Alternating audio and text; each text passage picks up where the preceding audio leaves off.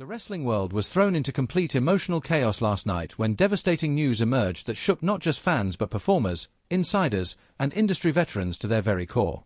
What happened wasn't just another dramatic twist in a scripted storyline, it was a real-life event that exposed the dangerous underbelly of an entertainment machine that too often prioritizes profit over people. Jey Uso, one half of the legendary Usos tag team, a man who has given his body, soul, and years of his life to the WWE Universe, was involved in a terrifying car accident that came dangerously close to ending his life. And while the headlines quickly reassured fans that he miraculously survived without life-threatening injuries, the truth behind what led to that moment is far more disturbing than most realize. This isn't a viral story meant to trend for 24 hours. This is a sobering wake-up call that reveals the physical, mental, and emotional toll WWE's unsustainable schedule and infrastructure are having on its top-tier talent, and Jey's situation highlights just how close we are to witnessing irreversible tragedy. According to confirmed reports and sources intimately familiar with the events, Jey had just wrapped up a demanding live event in Tampa, Florida, a show that capped off a stretch of 4 events in 4 different cities in less than a week. These weren't casual performances either. Each show required him to step into the ring, execute high-risk maneuvers, deliver emotionally intense promos, and invest himself entirely in continuing the deeply personal and critically acclaimed Bloodline storyline. After spending hours working under bright lights, surrounded by the deafening roars of the crowd, drained emotionally and physically, Jey was left to drive himself home. It was 2:30 a.m., and the skies had opened into a violent thunderstorm, making the notoriously dangerous Interstate 4 even more treacherous. It was under these conditions, alone, exhausted, and navigating through blinding rain, that Jey's vehicle hydroplaned, lost control, slammed into a concrete median, and flipped over twice before finally coming to rest on its side. Paramedics rushed to the scene, and though Jey was conscious and alive, the wreckage was horrifying enough to leave anyone shaken, especially those who know what this man has sacrificed for the sport. And here's the heart of the issue: this accident was not a random twist of fate. It was the result of a system that forces performers to drive themselves from city to city in dangerous conditions, all while enduring extreme fatigue and physical pain, just to meet the grueling demands of an outdated touring model that benefits the company's bottom line more than the well-being of its athletes. Why was there no driver provided? Why was there no mandatory rest period after back-to-back shows? Why, in an industry where billions are made annually, are the very people generating that income left alone to fend for themselves at 2:30 in the morning? These aren't rhetorical questions, they're indictments of a system that has normalized overworking talent until something breaks. And this time, it almost cost us Jey Uso. Jey isn't just a character on TV. He's a father with children who look up to him as their hero, a husband whose wife almost had to face the unthinkable, a brother whose bond with Jimmy has defined a generation of tag team wrestling, and a member of the Anoa'i dynasty, a family whose name is etched into the very DNA of professional wrestling. Had the worst happened, the ripple effect would have been catastrophic. Jimmy Uso would have not only lost his tag team partner, but also his best friend, his blood, and his anchor. The Bloodline storyline would have imploded not in fiction, but in tragic reality. The entire locker room, already battered by relentless schedules and mounting injuries, would have been psychologically rocked.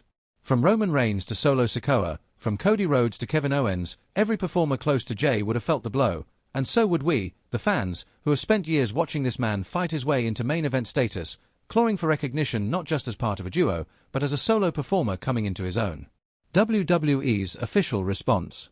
A carefully worded statement expressing concern, confirming that Jey would take time off, and offering absolutely no accountability or intention to examine the systemic flaws that made this accident possible. There was no apology, no pledge to revisit travel policies, no discussion of re-evaluating how the company ensures its talent gets home safely after a show. The statement was cold, distant, and hollow, like a corporation trying to move past an inconvenience rather than reckoning with a near tragedy. And that's the core of why this matters so much. Because Jey survived, the industry will try to forget. Because he walked away, executives may believe they dodged a bullet. But what they fail to understand is that this isn't just about one man. This is about all performers who are pushed to their physical and emotional breaking point, driving alone on dark highways while the world sleeps, because there simply isn't enough concern or support built into the system. The wrestling community, on the other hand, responded in a way that reminded us all what this business is truly about. Roman Reigns released an emotional message about his cousin's survival. Kevin Owens, Cody Rhodes, Sami Zayn, and wrestlers from AEW, NJPW, Impact, and beyond voiced their relief and support. Hashtags like #PrayersForJey and #JusticeForUso trended for hours. Fans around the world flooded social media with stories of how Jey's journey, from loyal bloodline soldier to independent force, has mirrored their own battles with self-worth, family pressure, and personal identity. His authenticity, vulnerability, and raw emotional performances have made him more than a wrestler to millions. He's become a symbol of perseverance and emotional truth in a world that often demands masks. And while we're all grateful he survived, it's time we stop relying on luck and start demanding structural change. WWE must overhaul its travel schedule immediately. No performer should ever be expected to drive themselves hundreds of miles after wrestling a physically and emotionally taxing match. There needs to be professional transportation, team-based travel plans, mandatory rest periods, and emergency check-in systems to protect the lives of those who make WWE possible. There needs to be trauma counseling, mental health professionals on staff, and support networks for those recovering from accidents, not just physical recovery, but psychological rehabilitation that is too often overlooked. Because the emotional scars left by a violent car crash, the flashbacks, the anxiety, the guilt, can linger far longer than any bruises or stitches. From a creative standpoint, the timing couldn't be worse. The Bloodline arc is approaching its most pivotal chapter. Jey Uso's separation from Roman Reigns, his growing sense of identity, and his path toward leadership have been building for months. His absence threatens to disrupt not just a storyline, but an emotional journey that fans have invested in deeply. Will WWE choose to write the accident into the narrative, risking the trivialization of a very real trauma? Or will they ignore it and create awkward plot holes? Either route is fraught with consequences, but neither one should be prioritized over Jey's full and complete recovery.